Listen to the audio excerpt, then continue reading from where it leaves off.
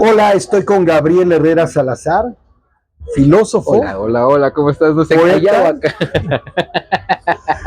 En ambas maneras, romper la cuarta pared y acá en la entrevista. Muy bien. Filósofo, poeta. ¿Qué otra caracterización podrías agregar a esas dos? Vago, quizás, no sé, ¿qué te gusta? Viajero. Viajero, no sé, pata de perro, ¿no? Eso, nada más. Combatiente de la verdad. No sé si pueda con eso, no sé si pueda con la verdad, ya como filósofo, no sé si pueda con la verdad. Exacto, sí, sí. No, pues como cualquiera, un nadie, peatón, como cualquiera. Bueno, más allá también de hablar sobre su actividad filosófica y poética, pero también nos trae a colación esta presentación de su poemario Entre el terror y la ternura, el cual, bueno, es una compilación de 3 periodos poéticos de su vida. El primero es Efímero Lamento Adolescente, el segundo es Diario de Campaña y el tercero, que lleva el título del libro, es Entre el terror y la ternura. Antes de empezar a comentar ya tal cual sobre el libro exactamente, algunas preguntas que tengo en relación a pero a mí siempre me gusta saber qué es, o sea, cómo llegaste aquí, es decir, todo el mundo tiene un origen, ¿no? Un principio. Hablemos del poético, o sea, y literario, artístico. La pregunta sería, ¿cómo empezó todo? O sea, ¿cómo empezaste esto y cómo se dio este arco para llegar a esto?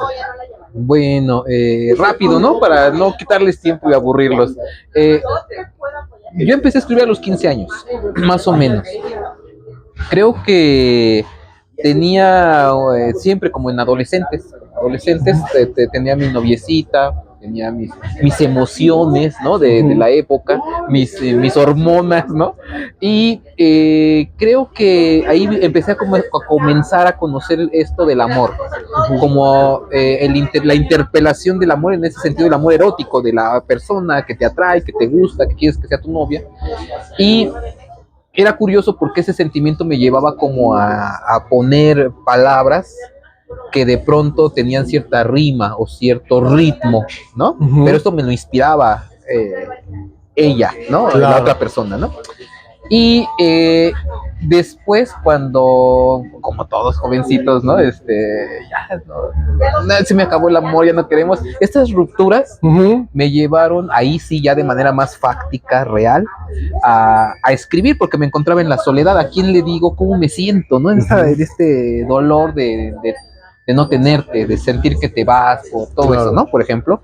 Y quizás alguien con mucha necesidad de amor, ¿no?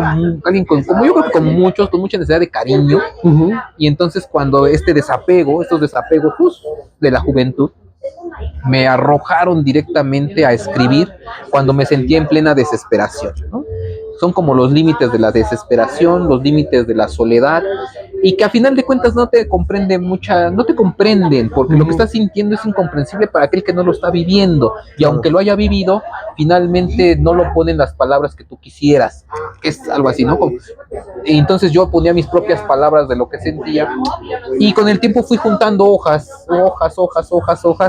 y llegó un momento en el cual a un amigo le pedí, oye, ayúdame a cortarlos, porque ya no, las historias de por cómo surgieron a veces se quedan atrás, lo que queda es el papel escrito. Claro, ¿no? Se queda el texto, pero el subtexto, bueno, solo tú lo sabes. Exacto, ¿no? Entonces este texto que se queda, lo lleva un amigo que ya estudiaba en aquella época letras, que era un amigo del barrio, ¿no? Porque éramos compas, y entonces me dice, sí, vamos a ver, ya lo empezó a decir, me dice, mira, córtale acá, con más técnico, la idea más técnica, mira, está muy largo, mira, hay que hacer esto, aunque no te guste, hay cosas que no valen la pena, así me lo decía, ¿no?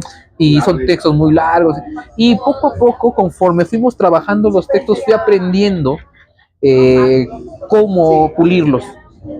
Y claro, vinieron nuevas experiencias de otro tipo, ¿no? La poesía para mí es algo así como ponerle palabras a un sentimiento. Claro, pero tenemos muchos sentimientos, ¿no? Enojo. Sí, de muchas formas, ¿no? Y de muchas expresiones, vivencias, ¿no? Y entonces era como una necesidad fisiológica, digo yo, Ujú. ¿no? Esta necesidad, así como cuando uno tiene ganas de comer, ¿no? Tiene ganas de ir a orinar, esa necesidad de hacerlo me surgía de pronto, me surgía Porque tiene que salir, ¿no? Sí, tenía que expresarse, Ujú. porque además el proceso era como que a veces tenía cierta rima, por decirlo, Ujú. ciertos enunciados, y que de pronto, curiosamente, en las noches les daba vueltas mientras dormía, y cuando en el sueño, digamos, en ese lapso de lo onírico, llegaba a cierta frase Resolvías cosas. y cuando despertaba decía, tengo que escribir esto, Ujú. y lo empezaba a escribir, ¿no? Porque era como si estuvieran trabajando en el inconsciente, ¿no? Trabajarlo en el inconsciente y después despertaba y lo escribía. Pero estos sentimientos llegaba a estos sentimientos por estas necesidades de soledad, ¿no? De vacíos, de sentimientos reprimidos, si tú quieres, y salían por las palabras, ¿no? Salían por las palabras. Y llegamos a después de muchos años, porque lo escribí en 15 años más o menos, son 15 años de escritura, Claro. y otros 15 en tratado de publicar, porque para mí no, yo decía, no sé a quién le puede interesar esto, ¿no? Una amiga, una amiga que se llama Estrella, ¿no? Una profesora, ya más grande la conocí, que además quiero mandarle un saludo si, que si me ven, ¿no? Me invitó en alguna ocasión ya más grande yo, y me dice, vamos a hacer el 14 de febrero, van a venir unos trovadores, pero ella ya sabía que yo escribía, ¿no? Porque y me dice, quiero que leas unos poemas mientras estamos en la bohemia, ¿no? 14 de febrero, todo bonito, pues de amor, ¿por qué no, no? Claro. Y en esa bohemia, pues nos llevó la noche, por supuesto, ¿no? Estuvimos diciendo cosas. Y ella, digamos, ella me dio la confianza, me dio la posibilidad de poder expresarlo y decir, vale la pena. O sea, vale la pena que alguien lo escuche y no está tan mal, algo así. O sea, y para que alguien lo escuche, pues vale la pena materializarlo. Exacto.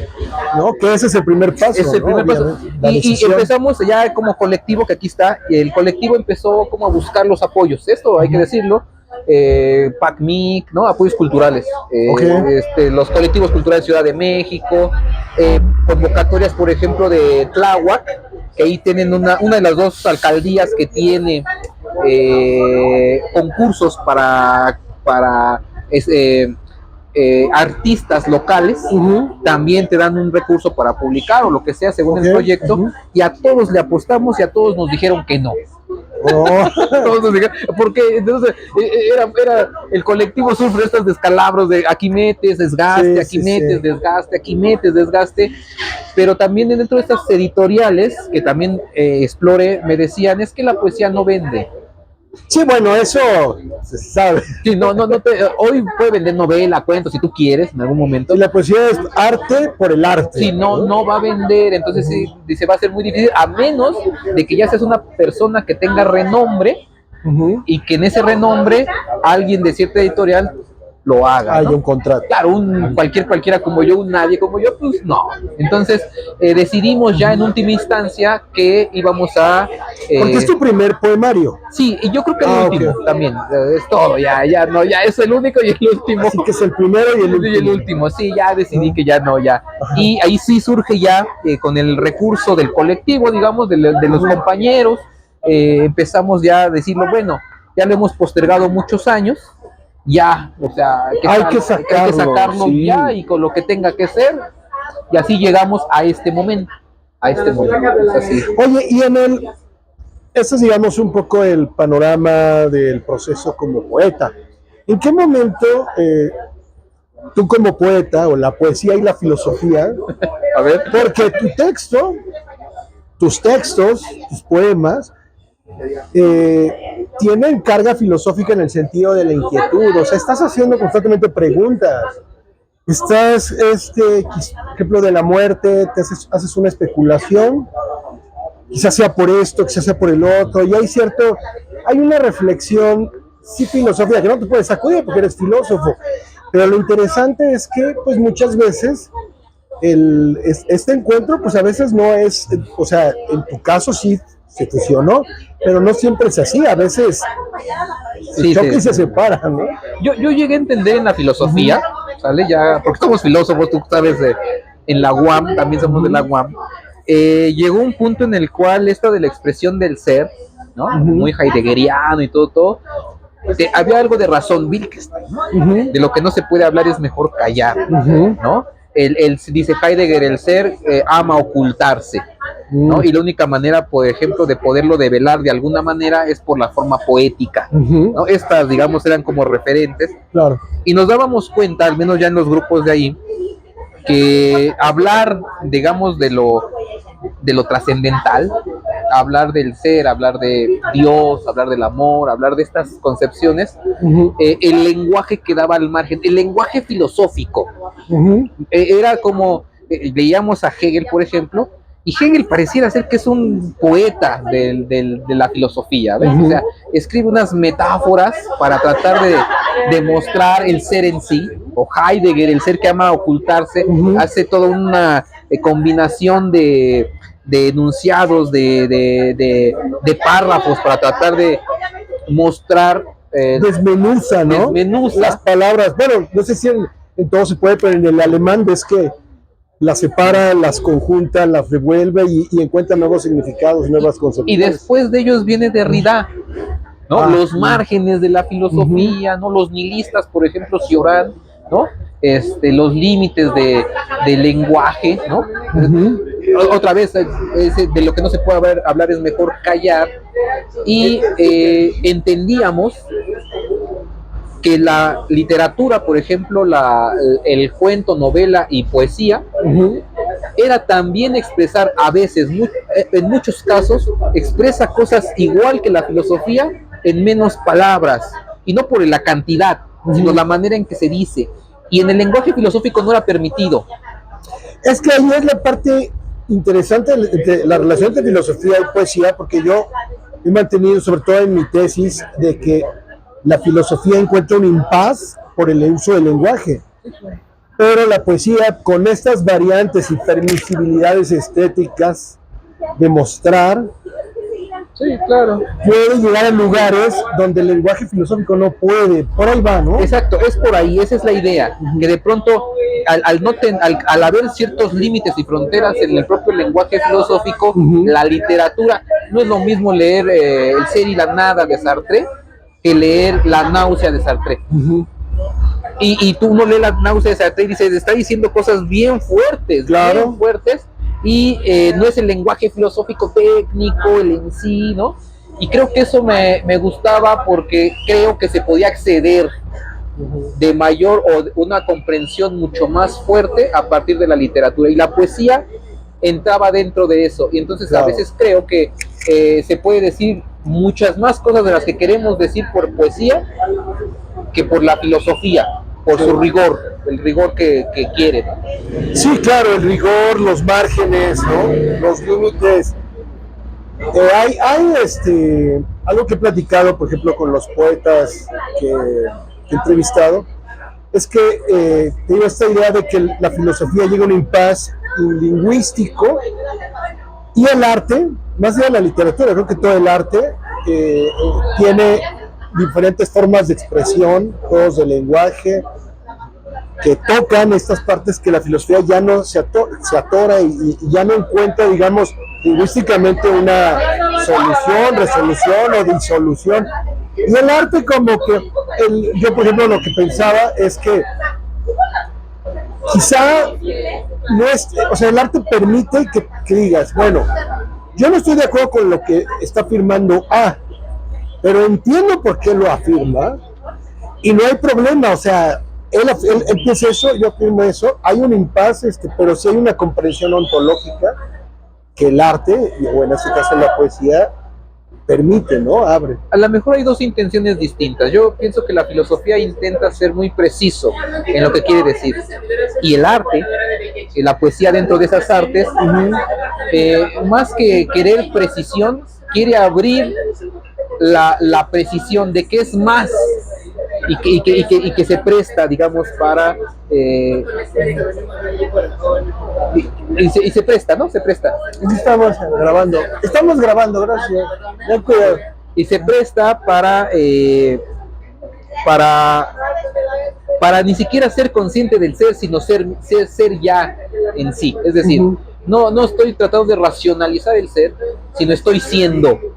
Y en el estar siendo hago una pintura, una canción, hago arte, claro, no con la intención de explicarte algo, sino con la intención de decir, esto es lo más profundo, lo que está saliendo de mi sentimiento, ¿no? Y esto también va a tocar, el arte va a tocar con lo místico. O sea, está la mística, el arte y la filosofía, y como si el arte estuviera en medio, como que el arte toca lo sagrado, y la filosofía intenta racionalizar lo sagrado, donde pierde mucho, y el arte toca lo sagrado, y también hay una especie de desracionalización, pero no consciente, de que hace que nos aproximemos a este punto, ¿no? Porque siento que mucho de la filosofía racionalista se anula la parte de lo sagrado. En pro de explicarlo todo racional, olvida la voluntad, muy a lo Nietzsche, ¿no? Muy a lo Schopenhauer. Exacto. Olvida esa parte vital de la vida, porque se enclaustra en que solamente la razón tiene que explicar. Y hay una razón vital, por decirlo. O sea, la vida misma como voluntad ya es una especie de racionalidad, ¿no? Claro. Pero que no se va a mostrar en un discurso racional, puede ser a veces irracional, ¿no? En uno de los poemas por ahí digo, a ti te extraño más que a todas, porque todas eres tú, ¿no? O, por ejemplo, a ti te extraño, o algo así como, te extraño tanto como un loco extraña su santa razón. Es decir, la razón, en el poeta a veces la razón no es como la del filósofo, ¿no? Sí, además las imágenes, las ideas que evocan el lenguaje literario, muchas son indescriptibles, pero sí llegan más lejos o alcanzan ciertos puntos, ciertos medios que sí, en la filosofía en un sentido completamente racional o analítico, pues no, porque por ejemplo, un filósofo, que los hay, agarra una de estas frases, no, mira, tú estás equivocado, mira, aquí no hay contradicción, ya deja decir mamás. Pero en realidad, dentro de lo literario, tú dices, te quedas pensando, esto es lo que debe hacer. Bueno, no es que lo deba hacer, porque debe un deber ser, pero digamos, el arte, cuando es fuerte, contundente, auténtico, te deja pensando, te deja haciéndote reflexionando, y no en un pensamiento así que estés como perdido en el abismo, no, si estás así como, es que algo movió dentro de mí y que no dejo de pensar en eso, y si fuese con el lenguaje analítico, pues lo disuelves muy rápidamente la inquietud, ¿no? Es un consuelo, ¿no? Un consuelo. Exacto. Un consuelo. Pero te digo que los filósofos, creo que los nihilistas, ¿no? Un Jenny Bátimo, un Nietzsche, ¿no? Sí tocan el tema, ¿no? Sí hay un momento en el que tocan el tema de decir, la racionalidad pierde, porque la única manera de acceder o profundizar más allá de la razón implica la emotividad del arte, como que ahí aterrizan. Claro. Y más allá del arte, quizás solo el silencio, el del místico, por ejemplo. En tu obra, digamos, encontraste entonces fluidez entre filosofía y poesía, o sea, no fue, pues, digamos, ningún conflicto. No era conflicto, porque como yo ya venía escribiendo desde los 15 años, yo entro a la universidad, pues que 19, 20 años, ¿no? Entonces, en ese momento yo ya venía de haber escrito varios poemas durante 5 años, ¿no? Y incluso una de la segunda opción que yo tuve en la UAM, de filosofía o letras, yo puse, ¿no? De si no me quedaba en filosofía, me iba a quedar en letras, porque yo ya estaba escribiendo y quería más bien profundizar. Pero también me di cuenta que la filosofía es una especie de narrativa, a su estilo, tiene su propio estilo. La filosofía es una narrativa, incluso poética, pero con ese estilo, como que tiene un estilo que es lo que lo hace válido, ¿no? Y me di cuenta que había otras expresiones, la pintura, la música, que también tiene su propia narrativa y tiene su propio estilo. Y entonces, claro, la literatura tiene su propia narrativa y su propio estilo, y no por eso deja de decir verdades. Sí, exacto, yo igual no creo que haya conflicto con respecto al concepto de verdad o la idea de verdad, sino más bien sí, como dices, narrativas o incluso, sí, serían, es que dentro de las narrativas está pues la estética, la búsqueda y la intencionalidad, ¿no? Es decir, la voluntad, La ¿no? voluntad. Ese carácter de la necesidad. En este caso retomamos esto de que dices, tiene que salir, así es la poesía, así es la literatura, así es el arte. El otro tiene otro canal, tiene otra lógica, que Tiene otra otro vez, objetivo, quizás. exacto, sí, por supuesto. Me gusta usar un poco el concepto de ventanas y puertas. Okay. Evidentemente son ventanas diferentes y creo que querer aferrar o encajar una a la otra, así como en ambos sentidos, creo que es un error, ¿no? Es darle lugar a cada expresión y búsqueda de la verdad, ¿no? Sí, en campos de expresión, yo diría. O sea, hay campos de expresión. La filosofía tiene su propio campo de expresión, la literatura tiene su campo de expresión, la música tiene su campo de expresión, y en ese sentido, pues, no necesariamente uno puede pasar de un campo a otro, sin duda, ¿no? Es decir, no sé, yo puedo hoy llegar a casa y ser un amante feroz, ¿no? Pero mañana o el mismo momento puedo llegar a casa y también ser padre de familia, que son dos campos distintos, ¿no? Claro. O ser hijo en una misma casa cuando está mi madre o mi padre, son como campos distintos y jugamos roles distintos y no por eso están peleados. Claro. No por eso, entonces no encontré así como que la oposición, el fin de algo, simplemente trataba de entender que eran momentos o expresiones distintas. Oye, incluso las preguntas, ¿crees que sean las mismas pero bajo diferentes aristas o lógicas? Sí creo. Ok. Sí creo. Las mismas preguntas pero de diferente perspectiva. Claro, porque, por ejemplo, ¿qué es el amor? Por ponerlo en esos términos, porque también podemos poner ¿por qué me siento tan solo? Por ejemplo, ¿no? Claro. Y la filosofía va a dar un tipo de respuesta, depende de sus autores, de sus clásicos, de su tradición. Y la poesía tenía algo que rompía con eso, ¿ves? No tendría un poeta o la poesía no tendría que citar. Sí, no tendría que decirle, como lo dijo Hegel, ¿no?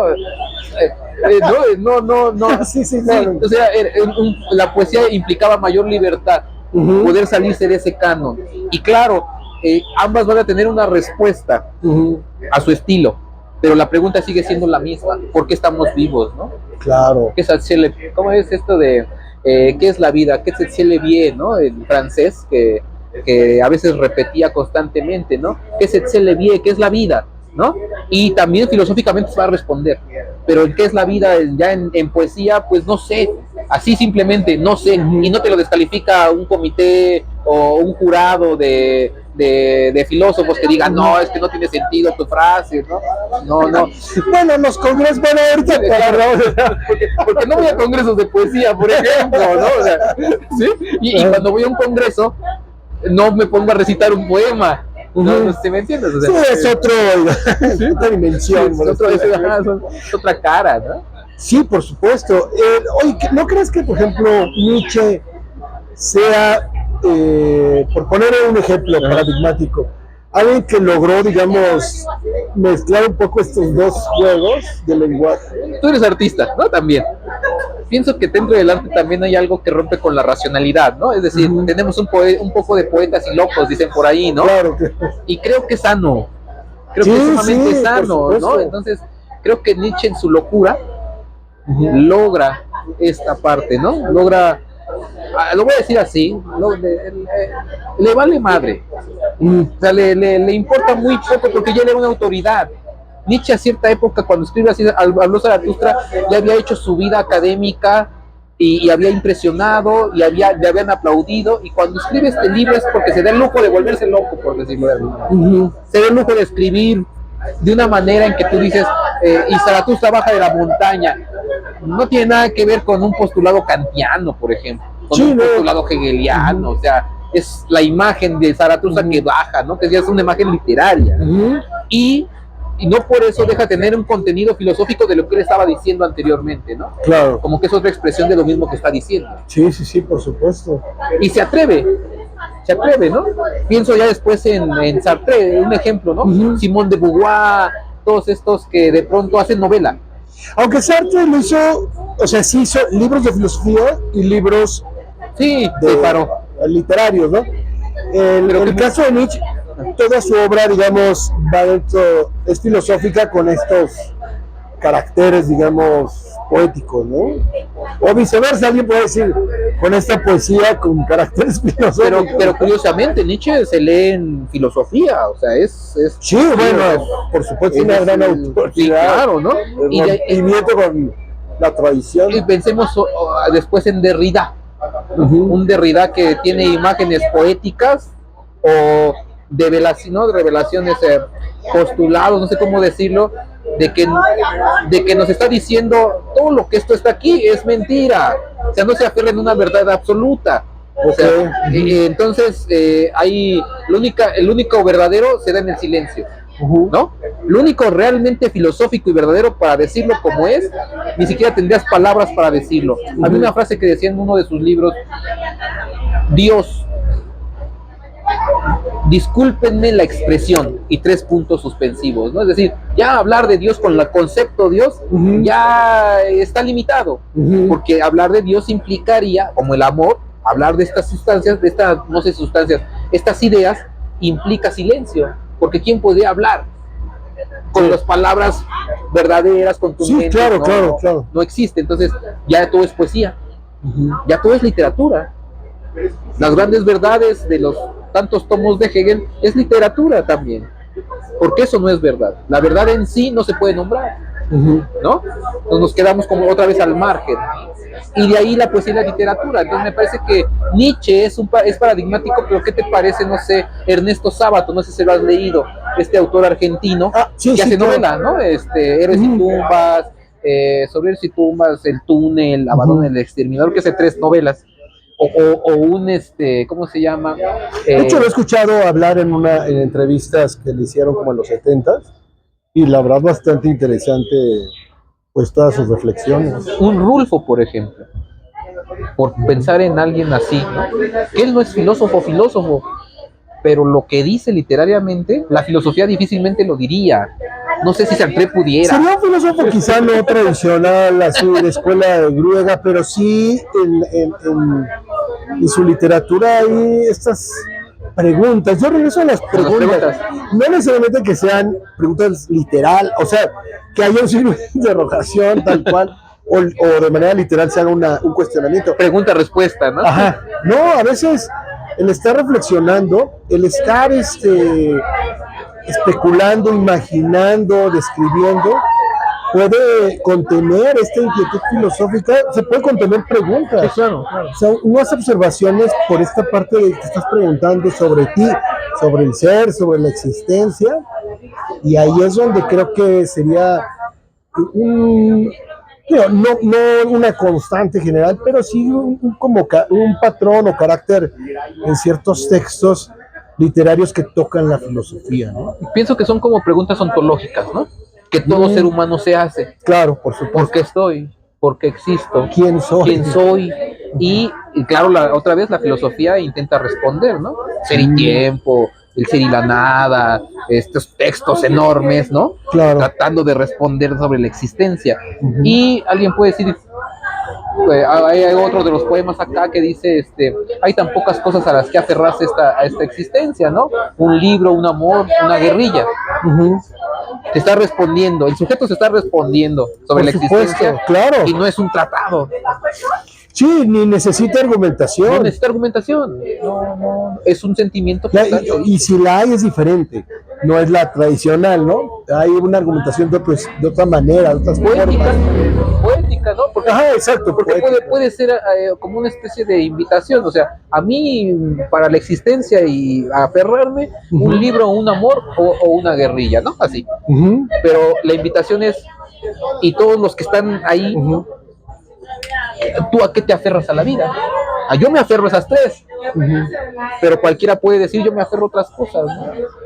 Claro. Me aferro a los, no sé, a lo que tú quieras, ¿no? A la selección mexicana, me aferro. Pero, ¿cuál sería un ejemplo real de lo que te aferras? Eso es real. Ya digamos dentro de los desapegos, de realmente qué nos tiene aquí en la vida, realmente qué, o sea, si nos preguntamos honestamente por qué estamos aquí, carece de sentido, pareciera ser que no hay un sentido real, ese sentido uno se lo da, y entonces claro, uno a qué se aferra, un amor, el amor de alguien, de una mujer, de un hijo, el amor a la madre, que te da vida, que te hace que te despiertes y tengas alegría.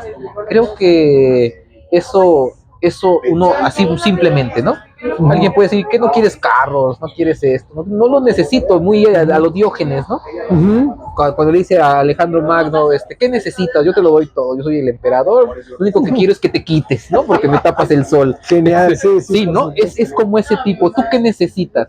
Y cuando hago todo un recuento de qué necesito, no necesita uno mucho para vivir. Necesita uno cariño, amor, ¿no? Compañía. Sí, y ¿no crees que eso, digamos, se ha ido clarificando conforme has crecido y ahora que eres padre? Sí, por supuesto, por supuesto. Como que ciertas pues es la palabra, no se me ocurre otra, pero sí como que vas teniendo más claridad en cuanto a lo que sientes, lo que necesitas y lo que deseas, no sé, alcanzar. Las cosas cambian, ¿no? De las necesidades. Uno cambia y las cosas cambian. Lo que uno necesita pareciera ser que con el tiempo tenemos como diferentes necesidades, ¿no? Yo no sé si un niño, por ejemplo, así 4 años, ¿no? Tenga la necesidad de vincularse emocionalmente con un otro, como un alguien, como pareja, ¿no? Cuando somos más adolescentes, como efímero lamento adolescente, que es parte de los textos, está en una búsqueda, ¿no? Está en una búsqueda precisamente de ese cariño, ¿no? Y con el tiempo uno se da cuenta que finalmente, no, lo voy a decir así, el dinero y el amor se van y vienen de una manera que no controlas, ¿no?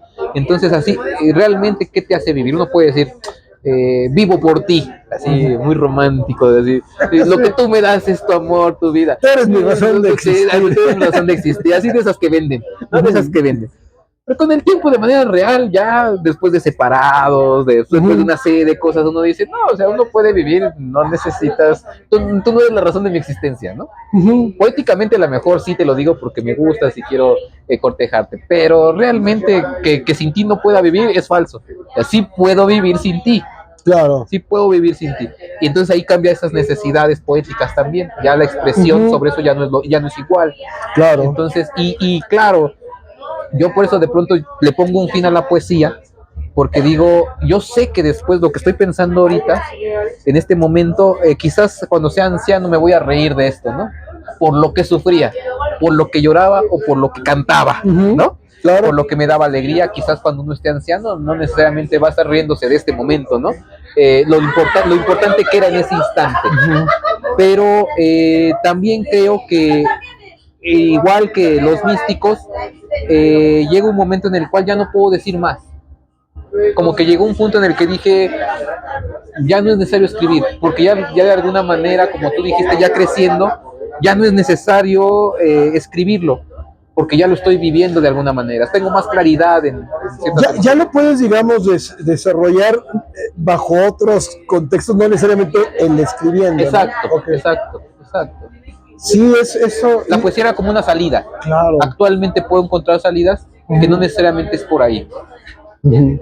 O también bajo esta metáfora de que quizá ya salió todo por lo pronto. Ya se tenía que decir lo que se tenía que decir. Exacto.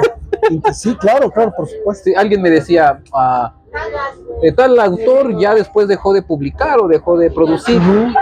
Y la respuesta que teníamos ahí compartida era quizás porque ya dijo lo que tenía que decir. ¿Crees que Rulfo ha sido un caso así?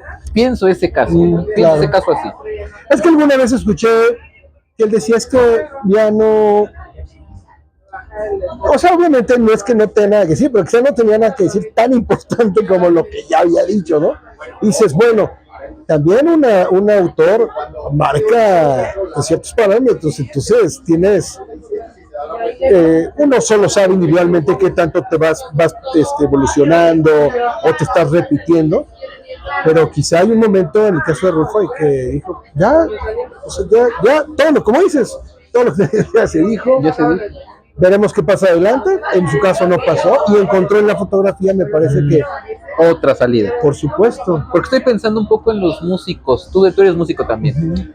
Músicos que de pronto hacen álbumes como grupo, ¿no? Sacas cierto álbum, muy buenas letras, muy buenas rolas, ¿no? Y después dejan de producir. Pero un disco se queda como icónico, ¿no? Se queda ahí. Y dices, lo oigo, es bueno, hace buena música. ¿Por qué no ya lo volvieron a hacer? Porque ya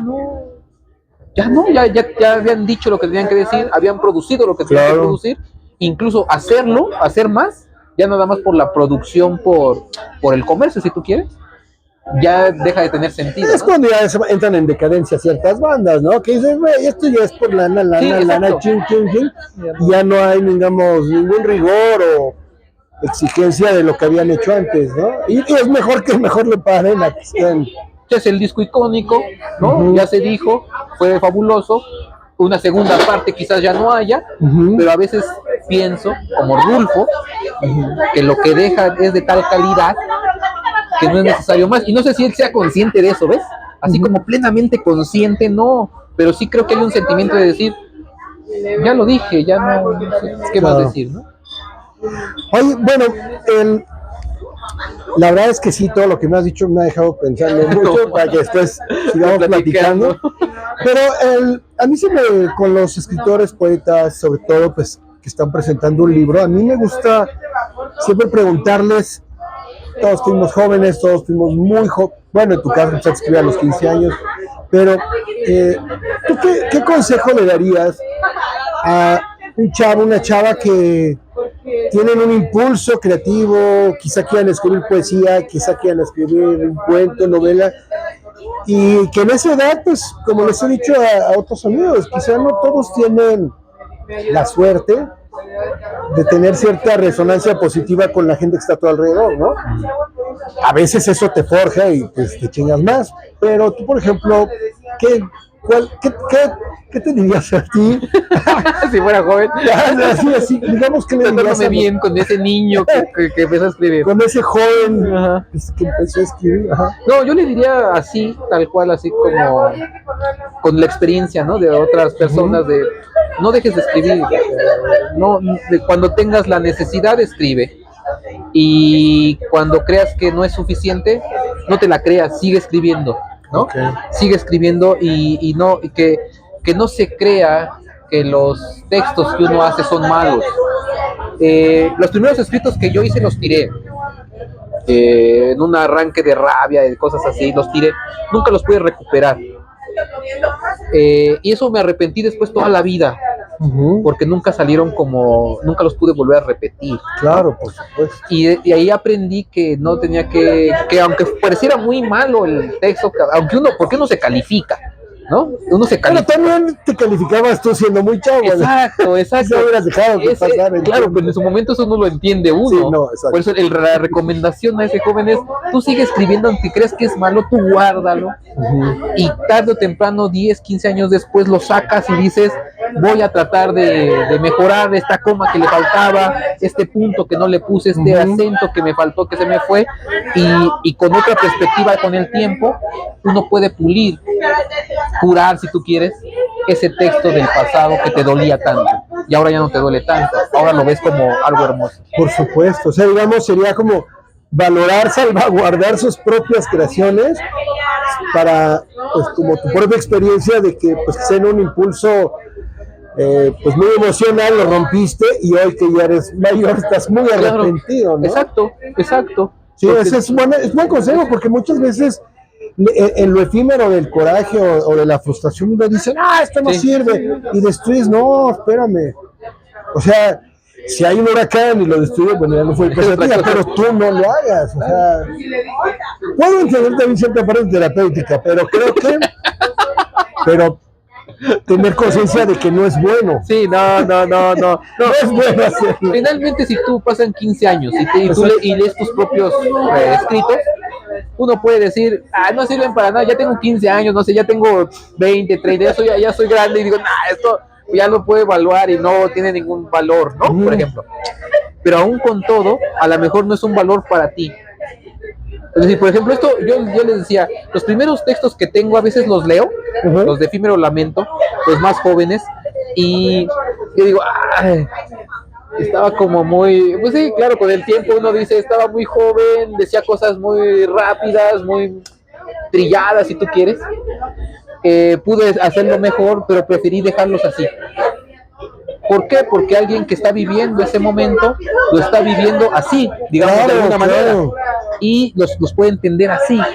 Entonces, actualmente no me identifico con algunos porque digo, ya no diría eso hoy, ¿no? Ya hoy desgarrarme las vestiduras por alguien hermosa, por alguien que es la inalcanzable de la prepa, ¿no? Actualmente, con los años que tengo, digo, no vale la pena. No vale la pena, pero en ese entonces, claro, sí, exacto, claro. Y así se queda. Pues yo creo que esos textos, para los jóvenes, que cualquier producción que haya, no solamente poesía, música, literatura, danza, lo que sea, que lo aprovechen y que hagan su acervo, su archivo, y con el tiempo después lo lean, con el tiempo después lo decidan. Y además de la parte, el leerte tú años después, más allá de que la recomendación es salvaguardar la obra para revaluarla después, pero también creo que viene también un rollo ahí de reconocimiento un poco hegeliano, ¿no? Leerte después, ok, así leía, claro que escribes diferente porque eres un ser diferente, sí, eres más joven, cuando creces tienes otros recursos, otras preocupaciones, va cambiando la literatura, y quizá a veces la desesperación de alguien muy joven es que a los 15 quiere ser Rimbaud, y que te publiquen. Sí, porque si también que una vez yo decía, no, yo quiero ser como Adam Poe. Sí, te quieres morir de un ¿no? No sé si eso. Entonces, pero sí, yo puedo entender que alguien joven, de 15 años, pues sí tenga esta desesperación, por eso el consejo de que aguante, ¿no? O sea, que haga su acervo, como bien dices, ¿no? Había una chica, hace poco me contaron un caso de su mamá, no le gustaba su pintura.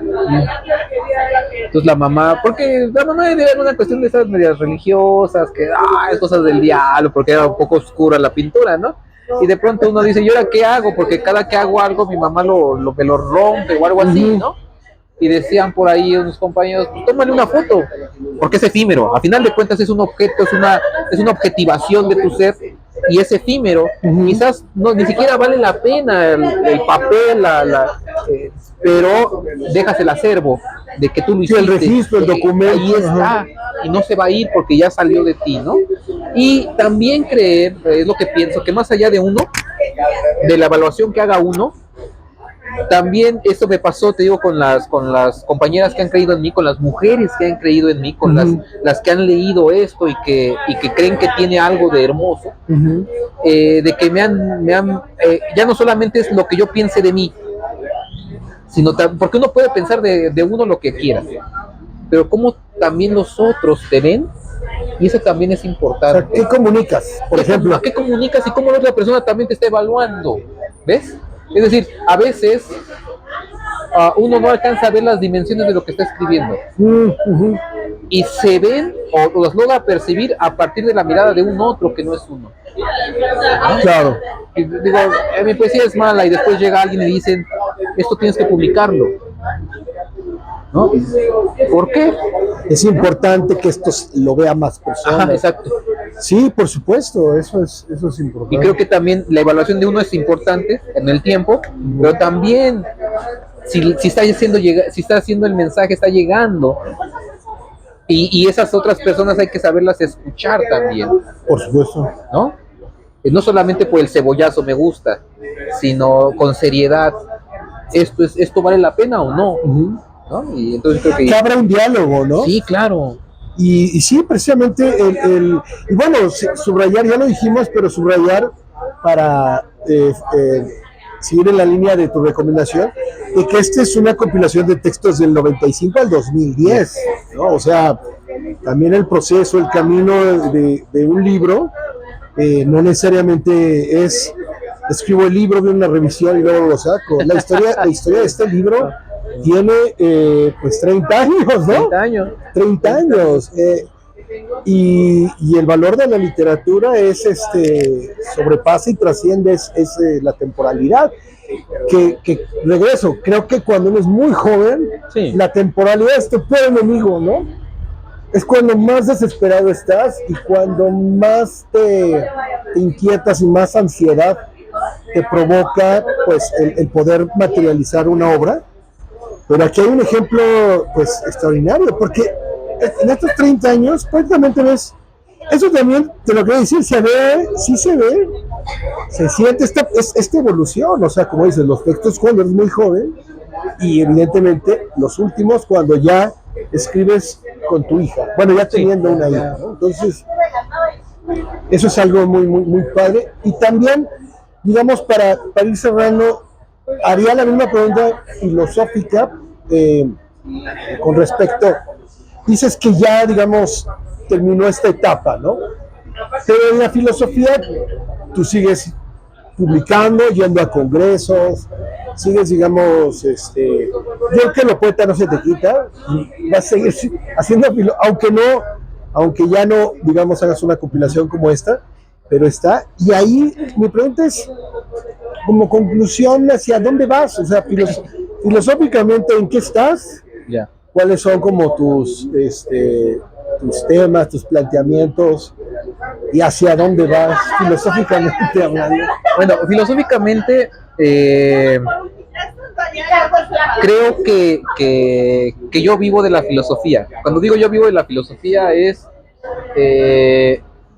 mi profesión, a eso me dedico. Yo voy a la prepa, voy a la universidad y doy mis clases de los filósofos que tienen que aprender los chicos, Claro. y me dan un sueldo para que pueda vivir. Y me gusta hacerlo porque quiero que ellos entiendan de autores complicados que no están, a la primera uno no los entiende. Y pues uno se especializó en eso, ¿no? Es técnico, soy ¿cómo decirlo? Soy una especie como de aprendiz de filosofía constante, ¿no? No porque lo sea, sino como pedagogo de la filosofía, si tú quieres, ¿no? Y lo que actualmente nosotros estamos haciendo siempre, bueno, ya llevamos mucho tiempo trabajando, sería la filosofía de la liberación, que es la línea que yo me especialicé y estoy trabajando, y que implica pasar precisamente esos análisis abstractos a estar con la gente y hacer consciente que las propias personas pueden hacer su propia filosofía sin ser filósofos, pues. Claro. Que pueden hacer sus reflexiones de quién soy, por qué existo, por qué amo, por qué siento, y no necesariamente tienen que leer estos grandes tratados de filosofía. Cada uno puede ser filósofo si tiene las herramientas mínimas para darse cuenta de que está pensando, de que es consciente y que puede arreglar por medio de eso algunas cuestiones que no lo tienen tranquilo, ¿no? Creo que eso sería mi principal objetivo en la filosofía, ¿no? Que la gente piense un poco más, si tú quieres, éticamente en la vida y en la salud. Okay. Que seamos un poco más sanos, pues, que seamos un poco más humanos. Me parece que la ética, que es a donde yo he estado, me ayuda muchísimo, o quiero que a donde yo voy, que la gente se haga un poco más sensible de su propia existencia y de las de los demás que le rodean, y que puedan ser más empáticos ante este mundo de consumo, de violencia, de superficialidad e inmediatez. Claro, ¿no? Que es el amor para ti. Irte con alguien que tiene un carro último modelo, que te va a pagar como persona, como objeto, eso es el amor para ti. Bueno, es un concepto de amor, pero puedes cuestionártelo si realmente eso es, porque de fondo el sentimiento es mucho más fuerte, rebasa la apariencia. Ahora, sí, por supuesto. Ahora sí, bien fenomenológicos, bien hegelianos y fenomenológicos, sería algo así. El fenómeno, no es la esencia, ¿no? Sí. Llegar al punto de la esencia implica precisamente que el fenómeno es lo que vemos aquí ante los ojos, pero no necesariamente el amor está ante los ojos solamente, ¿no?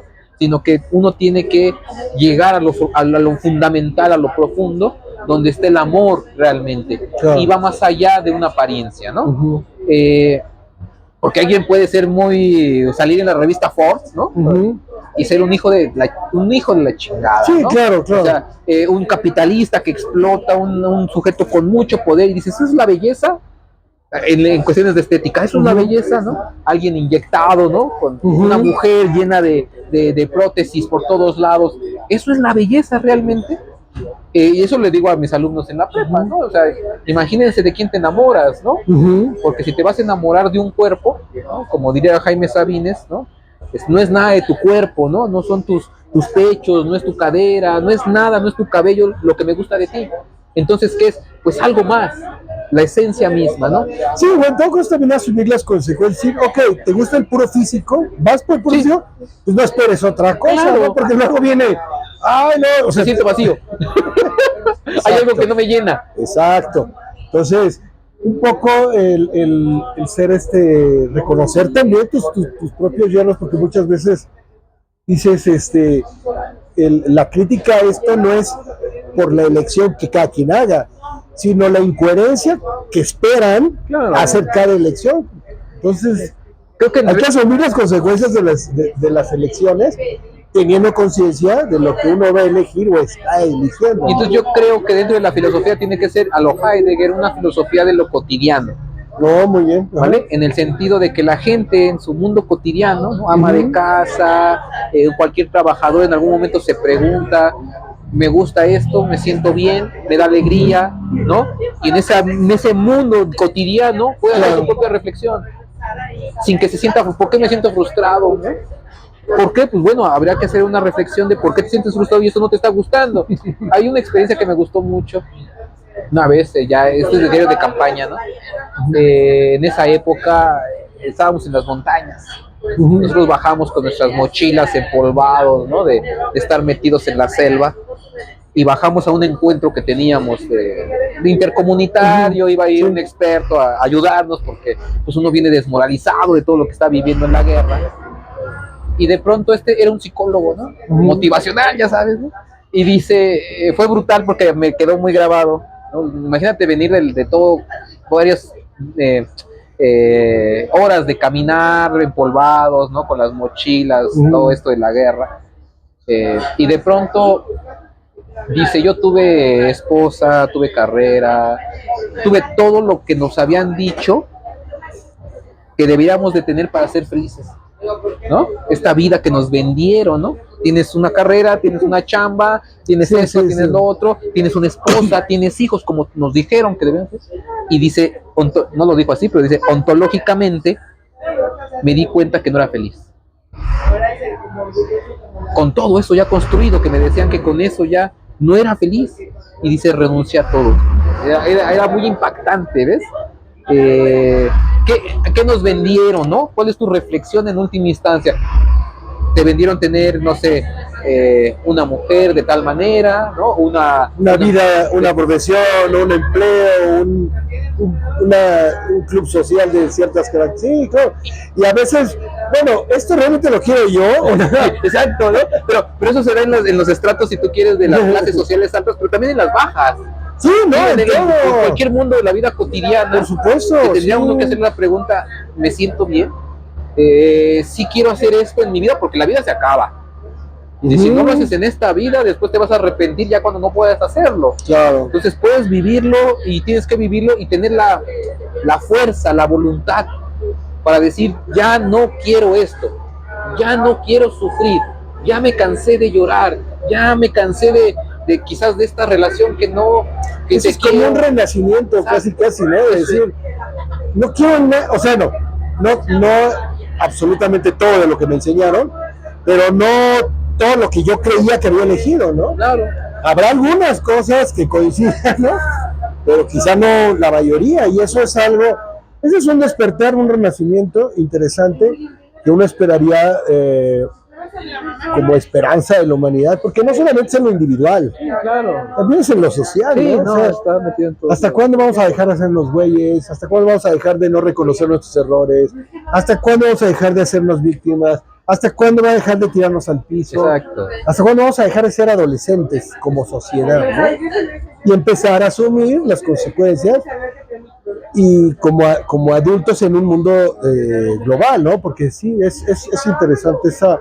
Y eso es la filosofía, Eso es un punto más puro, eso es ¿no? lo que yo pretendo ya como cuando dices, ¿para dónde va mi parte filosófica? Es llegar a estas partes, ¿no? Es asumir de, ¿quieres seguir sufriendo? ¿Por qué? O sea, si estoy sufriendo, ¿pero por qué sufres?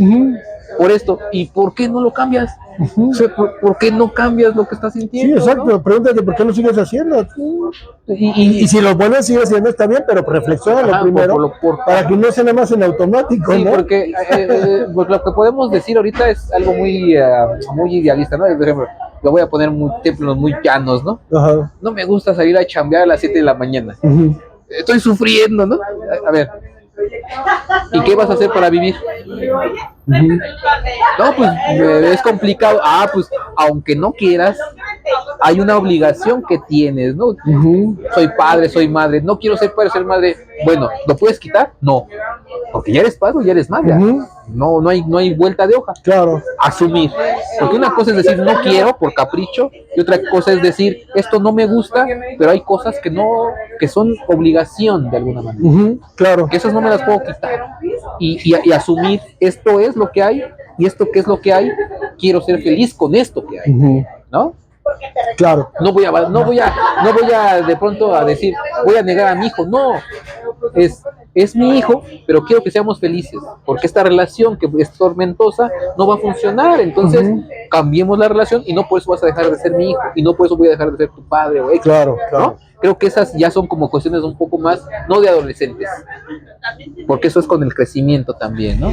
Sí, pero quizás sí la ambición sea social, es que esto vaya bajando, es decir, que las personas, aunque estés joven, pero bueno, eso Ser también es... responsable, ¿no? Exacto, y el diálogo, es que muchas veces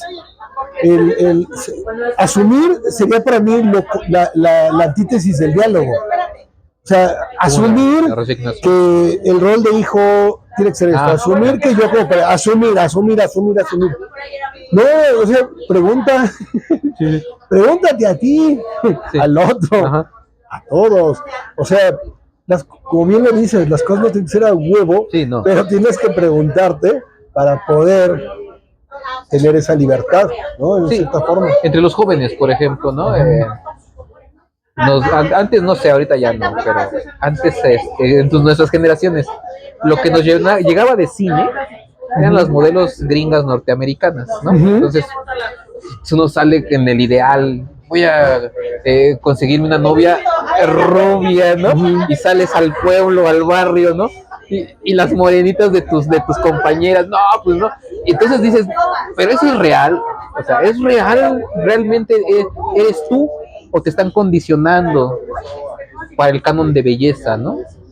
Ahí está la pregunta filosófica, porque cada quien sabe, claro, y a veces ni uno sabe, pero sí es bueno preguntárselo, porque sí, a veces es decir, a ver, ¿por qué estoy consumiendo algo? ¿No? Exacto, eso. ¿En realidad me gusta? Sí, eso. O soy un perro amaestreado, ¿no? Entonces, que me hacen creer que soy libre. Ajá, la importancia por ejemplo. Realmente decide lo que tú quieras, pero toma conciencia de eso. Creo que por ahí va mi terreno filosófico actualmente.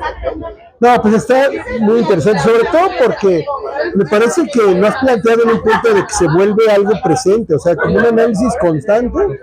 O sea, no es así de, mira, ahí te va la doctrina de fulano, llévatela a tu casa. La receta con pasos. No, acá es constante, preguntar, cuestionarse la existencia, la autenticidad, ¿no? Claro, y la vida individual de cada uno, hasta donde puede, quiere intentar elegir o realizar, ¿no? ¿Qué te hace ser auténtico? ¿No? ¿Qué te hace ser auténtico? ¿No? Yo creo que eso es importante, la autenticidad en cualquiera. Es decir, por supuesto. Este te quiero, este te amo, es auténtico. No es el te quiero, te amo que aprendí en TikTok es para ligarte. Es que realmente te quiero, ¿no? Sí. Sí, o no, es que hasta se puede traducir así, ¿no? En algunos casos es, yo te quiero como novia porque voy a ser más popular, porque estás muy bonita, porque todos estos aspectos, cuando se vuelven algo de yo quiero estar contigo, porque me siento bien y ya, o sea, más bien, hasta no hay respuesta, ¿no? Hay una cita de Nietzsche y hace rato, pero ahorita viene también la colación de que dice, en el arte es tan difícil decir algo tan bueno como no decir nada. Y creo que estos temas están en el terreno del silencio o del mostrar, no de hacerlo lingüístico. Sí, Cuando no. se hace es lingüístico, por ahí no va. No va por ahí. Es más otra cosa que cada uno sabe y cada uno tiene que estar preguntándose. A mí me deja como conclusión la plática contigo de que siempre he pensado que la filosofía es cuestionar, preguntarse. Pero ahorita creo que no solo es un cuestionamiento de términos filosóficos, cuestionamiento en términos vivenciales, Sí, ¿no? claro. Y en cosas que para mí son fundamentales, como decir, a ver, ¿por qué hago esto? Ahora sí hay argumentos muy fuertes. Porque perfecto, voy. No hay problema. Pero está bien preguntárselo. Claro. Cuando te dejas de preguntar el sentido de tus acciones, pues te vuelves, te automatizas, ¿no? Y pues ahora sí que, como maquinaria. Se hace mecánico, te iba a decir, se hace mecánico, se hace... Y eso mata. Por supuesto. Mata la vida. Mata el alma. Mata el alma, claro. O sea, sí, claro, ¿no? O sea, que te vuelves un robot. En un sentido, pues, bueno, cuando es lo emocional, no creo que sea un buen sentido así por robot, pero al final mecanizado, pues en un humano mecanizado, hasta la misma oración suena así como estridente, ¿no? ¿Por qué va a estar mecanizado un ser humano? Porque además en esa parte uno se vuelve, por pulsión de vida. El sujeto humano está como destinado a romper sus propios límites de cierta manera conforme va avanzando. Entonces, imagínate pensar, así como lo planteamos mecánicamente, se vuelve peligroso porque pierde sentido la vida. Y al perder sentido, pues tenemos... No tienes nada que perder y te vuelves una amenaza.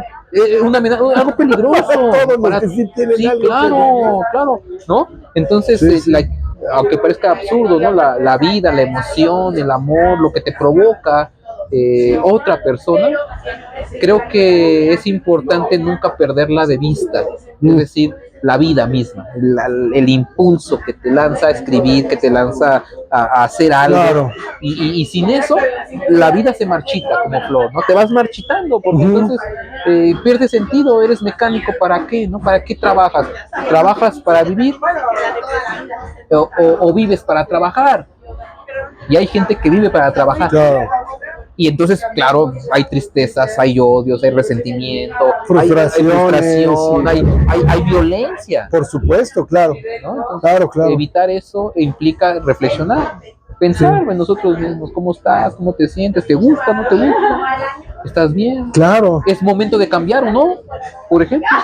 Pues eso depende de la situación, ¿no? Quizá nada más una pregunta, porque no necesariamente toda pregunta te lleva a ser un punto de inflexión, ¿no? Es preguntarte para seguirte cuestionando, ahí vamos, ¿no? ahí vamos, es algo cotidiano. No estoy tan mal, ya lo disfruto, ya lo estoy disfrutando ahora sí. O al revés, o si estoy muy mal, pues voy a hacer una canción, ¿no? Para cantar lo mal que estoy. Lo dolido que estoy. Por supuesto. Y se convierte en un hit, porque todos lo están viviendo eso. Sí, bueno, pues creo que para terminar se me hace un tema muy interesante. Es que más que un tema es un factor, creo que esencial de la filosofía, el cuestionar, no solo el cuestionar lo externo, cuestionar lo interno, cuestionar los propios cuestionamientos que uno hace. Esto evidentemente tiene diferentes contextos, ¿no? El contexto a veces te lleva a ciertas preguntas, pero al final no dejar ese diálogo consigo mismo. Sí, es parte del ser humano, es parte del ser humano. Yo creo que el diálogo con uno mismo también implica el diálogo con los otros, es decir, a mí me cuestiona siempre cuando hay un cuestionamiento de fuera y alguien que me dice, ¿te sientes bien, por ejemplo, no? La estoy pasando bien. ¿Te sientes bien realmente? Pues, quiero hacerme esa pregunta, ¿no? Si sí me siento bien.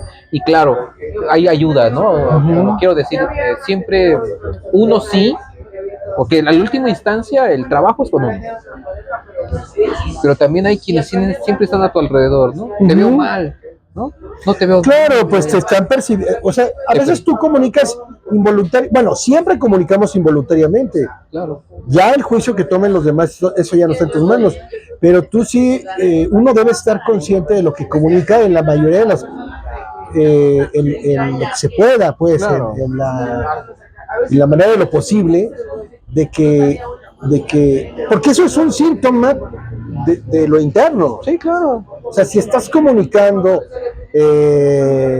pues no sé, depresión, tristeza, derrota, es porque, y no te das cuenta que lo estás haciendo, o sea, y no lo estás haciendo conscientemente, es porque eso es lo que se está moviendo dentro de ti. Entonces, escuchar lo que te preguntan, lo que te dicen, o sea, no tomarlo todo personal, así que te dicen, oye, a ver, el otro día te vi muy, muy molesto y irritado. Ay, ¿y qué?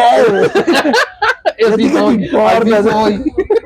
De mí no vas a hablar. De mí no vas a hablar. Así somos en México. O sea, en realidad hay cosas muy personales que dicen, no, espérate, o sea, estoy criticando esto, no a ti, Sí, claro. estoy preguntándote esto. Pero al final me deja mucho esta reflexión de la conversación contigo, de esto de preguntarte, pero en un sentido de diálogo. Porque a veces decir, cuestionarte, entonces estar chingando, ¿no? No.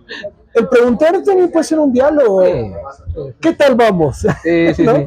Y lo hacemos inconsciente. Bueno, a veces consciente, a veces inconscientemente, pero la parte aquí filosófica importante es que estés atento a tu existencia, ¿no? Claro. Sí, que uno se haga responsable de su propia existencia. Nadie va a venir a salvarte, tienes que salvarte tú, pues, o sea, tienes que decir, estoy bien, estoy mal, tienes que ser honesto. Esta novia con la que estoy, si realmente me está ayudando o me siento de la chingada, ¿no? Me dicen ahí, ¿no? Me hace llorar más veces de lo que me mojo en el interior, ¿no? En la ropa interior. Si es eso, entonces, ¿por qué estás ahí? ¿No? Sí, o por ejemplo, ¿por qué quiero estar con una pareja? ¿Por qué quiero tener un hijo? ¿Por qué quiero, ¿por qué quiero establecer un vínculo emocional con una persona? Hay que empezar a preguntarse eso. ¿Es solo para tener sexo? Pues dilo claramente. Tal cual. Es para tener hijos, dilo claramente, pero a veces sí, ser inauténtico es andar ahí, pues como a donde tiene la marea, ¿no? Todos tenemos un hijo, pues va, nos casamos, pues también, terminamos, pues sí. ¿Y tú qué? ¿No? ¿Y Sí, tú claro. cuándo vas a opinar, cuándo vas a pensar por ti mismo y cuestionarte por qué tomas ciertas elecciones, ¿no? Sí, claro. Creo que eso sí es más un Yo pienso que en esta sociedad tan enferma en la que estamos viviendo, porque sí veo como una decadencia civilizatoria, sí tenemos que ser auténticos con uno mismo. Por lo menos. Sí, pues con uno mismo saber, ver, sí es lo que quiero, no es lo que quiero, por qué sí lo hago, por qué no lo hago, y ser honestos con uno mismo. A uno mismo no se le podría mentir, ¿no? Uno puede mentirle al otro. Digo, Sí, no te es hacerse pendejo. yo te quiero porque quiero llevarte al hotel y Sí, ¿no? pero mentirte a ti es ahí un juego ahí medio, pues, Claro. bueno, no sé, esquizofrénico, Sí, ¿no? exacto. Ese ya es una patología, ya enfermizo, ¿no? Y a veces se lleva patología, o sea, muchas veces tenemos por tratar de patología. llevarla, bueno, no patología se fue estricta, pero sí,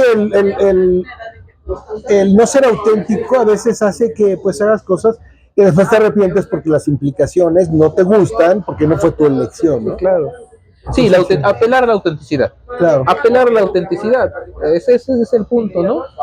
Te quiero sincero es para ti, o sea, y aunque tú no lo creas, por tu propia formación, Sí, esa es otra eso cosa. ya es cosa tuya, pero mi corazón sí te estoy diciendo te quiero, te deseo, quiero estar contigo. O al revés, no quiero nada, Exacto. porque pues muchos, Exacto. bueno, como corolario cultural, pues muchos matrimonios y relaciones Sí. siguen, pero porque pues es más cómodo seguir que romper, ¿no? Y bueno, eso es precisamente lo contrario de lo que estoy diciendo, que es preguntarte qué lo haces y poder decir, pues no. Sí, decir también, o sea, aunque no estemos juntos no quiere decir que deje de amarte. No También. quiere decir que no dejé de O sea, quererte. no significa que te odien. Sí, exacto. Como en México. Ah, ¿no me quieres? Entonces, Es la guerra, es la guerra, ¿no? bésame o pégame. Sí, no, hacer los sentimientos. No pudimos vivir juntos, pero no por eso Claro. dejo de amarte, no por eso dejo de quererte. Por supuesto. No pudimos vivir juntos, pero no pasa nada. Como Aquí todos somos adultos, cada quien su vida, y pasa no nada. tenemos por qué matarnos. Exacto. ¿no? No de todo el cariño que tenemos no tendríamos por qué hacernos daño. Ujú, Entonces exacto. es mejor, ¿no? Es mejor decir, aquí estamos lejos, en la lejanía, Ujú. y no por eso dejo de pensarte, no por eso dejo de sentirte, no por eso dejo de amarte, aunque no podemos estar juntos. Por supuesto. ¿No? Sí, Un sí. poco quizás a lo Kirk. Bueno, Kirk ya tenía otro caso, ¿no? De con Regina y ¿no? Bueno, pero es un caso personal, pero sí entiendo esta parte de... Sí, o sea, es que yo diría que sería como dejar la adolescencia en cuanto a relaciones personales, ¿no? En la adolescencia es culpar siempre al otro. O No, todo o nada. O me quieres o no me es muchos quieres. ¿no? extremos Sí. y ser siempre víctima, ¿no? Además, No, aquí no hay víctima, hay que dialogar, hay que hablar. Y es que este es un pequeño ejemplo, pero que se abre a toda la dimensión de la vida, ¿no? En todo lo que tiene que ver elecciones y decisiones sobre uno mismo. es parte de la condición humana. Ujú, Es parte de la condición humana también equivocarnos. ujú. Y no dañarnos por eso. Nos hemos equivocado. Seguiremos equivocándonos. Y qué bueno porque seguimos vivos por eso, ¿no? Aprender mejor de ello, podemos ¿no? cambiar, exacto. Podemos hacer una invitación a cambiar nuestras prácticas dañinas, Claro. tóxicas, enfermizas, ¿no? Por supuesto. Porque hay mucho de eso. Sí. Estamos plagados de eso. ¿no? Pues eso. Así, si quieres, le dejamos, no sé, córtale. Sí, haz lo que tú no, quieras. bueno, obviamente los temas llevan a más desarrollo, pero vamos a terminar ello, pero porque siento que también la elipsis entre comenzar hablando de sus textos literarios, la poesía, la filosofía, este vínculo, y al final, pues, a lo que está haciendo en filosofía y cómo dentro de estos grandes temas, pues lo aterrizamos en un sentido de que no es como en algunos profesores que yo tuve que hablaban de filosofía y lo que menos hacían era llevarlo a la existencia, ¿no? Sí, nada. Se mantenían en conceptos muy doctrinarios, abstractos obviamente, y acá, bueno, pues bueno, Gabriel, te agradezco muchísimo. Gracias a ti. Gracias a ti. Gracias La por entrevista, invitación. la plática, el diálogo, No, la gracias, conversación, hermano. el libro, que la verdad es que me gustó muchísimo. Y bueno, vamos a seguir, próximamente tendremos quizá otro diálogo, otra reunión, sobre otros temas. También me gustaría hacer una mesa redonda con filósofos discutiendo precisamente esto, que es lo que creo que llegamos en esta conversación, que es sentir, ver, comprender la filosofía, la literatura, no desde trono sacralizado en el que yo cuando era niño casi decía, no, ahí está el señor escritor y el señor filósofo, y mira, háblales de usted. Era otra época. Acá creo que la misma búsqueda de la filosofía a ti, a mí nos ha llevado sé que el término aterrizar parece como un estereotipo, pero digamos materializarlo sería un poco más, ¿no? Objetivizarlo, entenderlo en la cotidianidad. Por ahí va, ¿no? Eso, es ahí en la vida cotidiana. Entenderlo en la cotidianidad.